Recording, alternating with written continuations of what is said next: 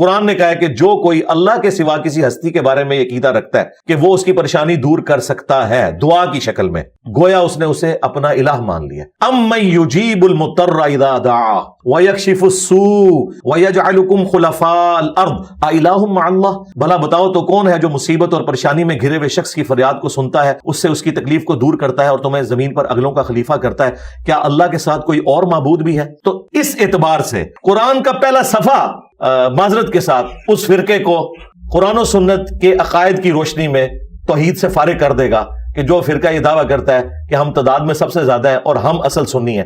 اصل سنی وہ ہے جو ایاک نعبد و ایاک نستعین پڑھ کے وہ دعائیں مانگے گا جو نبی الاسلام نے مانگی ہیں، یا حی یا قیوم برحمتک استغیث۔ قرآن میں 40 کے قریب انبیاء کی دعائیں آئی ہیں، کوئی واسطے وسیلے نہیں ہیں۔ وسیلہ توسل ایک ڈیفرنٹ چیز ہے، کسی نیک آدمی سے دعا کروانا۔